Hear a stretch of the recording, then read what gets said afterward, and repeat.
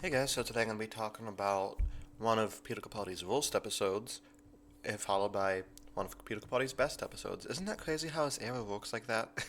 You never know what you're going to get, right? So the reason I'm talking about both of these is because they have a common through line with the conflict and resolution of Claire and the Doctor, which I think is handled really well in both episodes, for being honest. So, first thing I'm going to be talking about, Kill the Moon. Yes, nobody likes Kill the Moon. It's kind of a dumb episode. Um, so it's funny how okay, the moon being an egg, it's stupid. I think that's dumb. Uh, I think it's dumb. Anyway, so you have this moral dilemma, which I think is cool.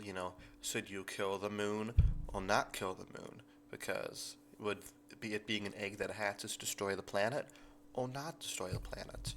Um, you have this moral dilemma, and you have Clara saying, "Don't kill the moon," and then you have the astronaut lady saying, "Kill the moon." Um, and it's funny how they just kind of ignore the astronaut lady. It was kind of defeats the point of the moral dilemma by her just saying "bump," you know. But I don't know. It's just a big mess here. Telling the old, okay, how about you guys decide?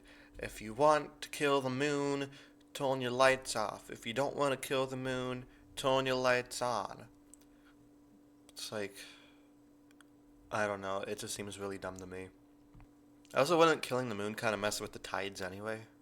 Um, but I do like interesting moral dilemmas like this. And I think having Courtney be there, like this teenage girl, kind of representing the future of the human race, adds to it.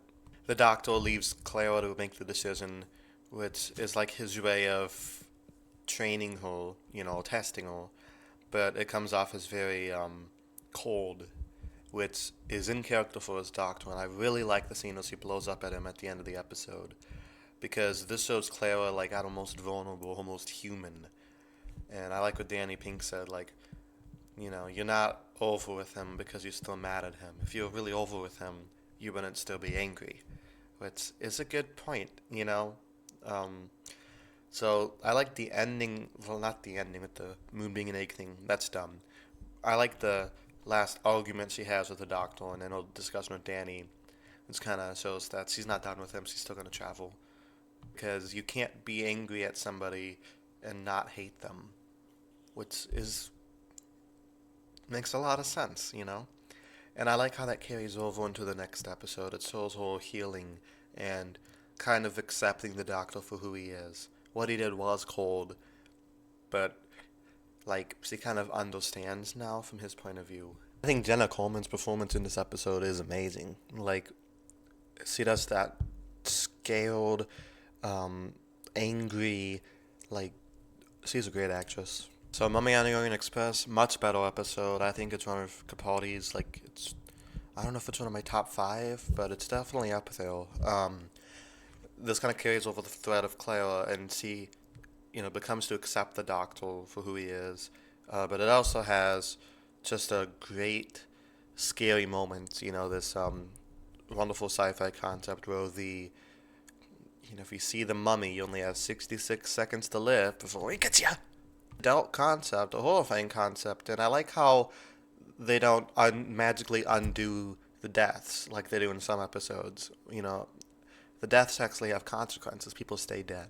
The Foretold is such a creepy monster, and it actually has a really visual threat too. It looks creepy, it looks undead, and it actually has a backstory because it was a soldier, and the doctor has to, you know, accept it. Kind of brings that other character arc forward too, with the doctor hating soldiers. The computer that controls the train in space, Gus, becoming a big part of the problem, was also a good curveball towards the end of the episode, because not only do you have to worry about this mummy, you have to worry about the ship you're inside. Gotta love it. Kind of reminds me of Hal from Space Odyssey.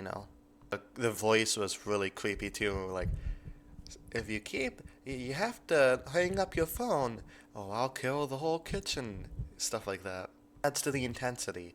Jamie Matheson um, has written, I think, 4 episodes of Doctor Who during Capaldi's run. All 4 of them are pretty good.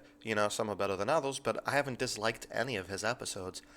If I was Moffat, I would have picked Jamie Matheson to take over instead of Chris Chibnall, but maybe Jamie didn't want to. I'd like to see him return and write another episode, though. That'd be nice. This episode kind of has the feeling like it's not rushed, despite only being 45 minutes long. It has like the scope and scale of like a 2 hour movie. It's just very original. It's funny. It's terrifying. The Doctor and Claire's relationship is great. You have foxes singing the Queen cover. Like, what more could you want? It ends with Claire deciding to stay with the Doctor, but she tells Danny like, "Oh, Danny, we're done. I'm not traveling with him anymore." It's like, why? Danny, Danny and Clara have a big failure to communicate here. Not the most positive couple, but that's kind of the point, I guess. Let me know what you guys thought of these episodes down in the comments below, and I'll talk to you guys next time. Peace.